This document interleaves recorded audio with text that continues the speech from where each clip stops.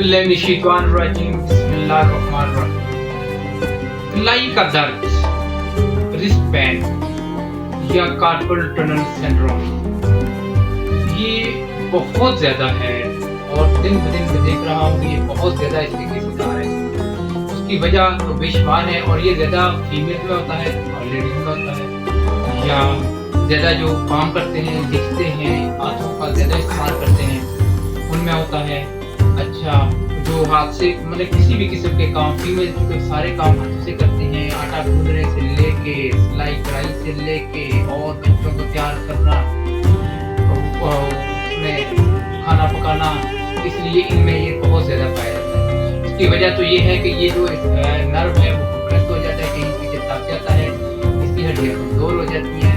अच्छा, इसका तल्लुक आपके शोल्डर के साथ भी हो सकता है, इसका तल्लुक आपके सर्वाइकल के साथ भी हो सकता है।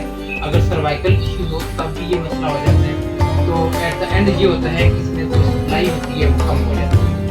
तो सबसे ज्यादा दर्द तो ये होता है कि मूवमेंट करने से प्रॉब्लम होती है, हाथ सुन होना शुरू हो जाते हैं, हाथ से फिंगर के टिप्स हैं ये सुन होना शुरू हो जाती है और बहुत ज्यादा बढ़ जाए तो हाथों से चीजें गिरना भी शुरू हो जाती है और कोई चीज पकड़े तो हाथ कंपना भी शुरू कर देती है। ये तो मेन प्रॉब्लम होती है, या कंपना अलग बात है, लेकिन जिनको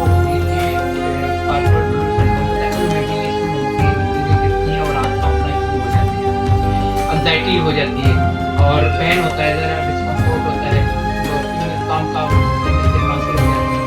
अच्छा, मुख्तलिफ लोगों में, मुख्तलिफ फीमेल में, मुख्तलिफ मेल में भी आ सकती है, लेकिन ज़्यादा आ रही है विटामिन डी डेफिशिएंसी हो जाती है, कैल्शियम की कमी भी हो सकती है और भी बहुत सारे डिसऑर्डर हैं। वो इन्फेक्टेड डिजीज, जेनेटिक डिसऑर्डर भी इसमें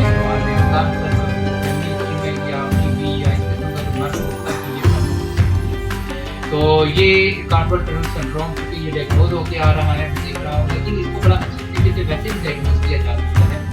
तो सिम्प्टोमेटिकली पूछ के अच्छा फिजिशियन, अच्छा जो भी है वो बड़ा अच्छे तरीके से फौरन उसको डायग्नोज कर लेता है कि ये प्रॉब्लम है। और अब आते हैं इसके हल की तरफ। अगर विटामिन डी की कमी है तो उसके लिए विटामिन डी ली जाए, कैल्शियम है तो उसको लिया जाए, लेकिन अगर नेचुरली आप डाइट में लें तो वो बहुत अच्छा है। डाइट में सबसे ज़्यादा हमेशा मैं यही कहता हूँ कि सबसे पहली जो डाइट है, सबसे पहला जो इलाज है वो आपकी डाइट है और उस डाइट में से न्यूट्रिशन है। अगर अच्छी डाइट मिल जाए तो प्रॉपर डाइट मिल जाए तो बहुत सारी प्रॉब्लम ऑटोमेटिक कवर हो जाती हैं, कम हो जाती हैं, ख़त्म भी हो जाती हैं। तो फिर आगे ले आते हैं मेडिसिन के हवाले से। मेडिसिन की तो बहुत सारी है, इसकी एक रेंज है, लेकिन मैं सिर्फ जस्ट इंफॉर्मेशन के लिए ये डिस्कस करता हूँ। अब देखिए 3 डिग्रीज है, अगर तो नॉर्मल हो रही है, शुरू हो रही है, वो तो पहली स्टेज आ गई। अगर इसमें ग्रोथ होगी, सूजन ज़्यादा हो गई है तो वो सेकंड स्टेज आ गई। अगर इसमें डिजेनरेशन होना शुरू हो गई है तो 6th स्टेज आ रही है और वो 3री स्टेज वो भी मैनेज हो जाती है, बेहतर हो जाती है। फिर टीबी या खुदा न खास्ता कैंसर से ऑस्टियोपरोसिस या मलेशिया, आर्थराइटिस, ये भी चीज़ें मद्देनजर रखी जा सकती है, ये भी पॉसिबिलिटी हो सकती है। अच्छा, सबसे पहली जो मेडिसिन आएगी हमारे पास वो है रूटा। रूटा कलाई के दर्द की बहुत बड़ी मेडिसिन है। फिर हमारे पास आ गई रस्तार, अगर वो हरकत से आराम रहता है, रेस्ट करने से प्रॉब्लम होती है तो रस्तार होती है। अगर आराम के साथ पड़ी रहे, कुछ नहीं होता, थोड़ा सा मूव किया जाए तो ठंडी आ जाती है। अगर वो ऐसे दर्द है, ऐसे चोटें लगती हैं, चोट तरह का दर्द है, अब आगे चलते हैं। एक बहुत बड़ी दवाई है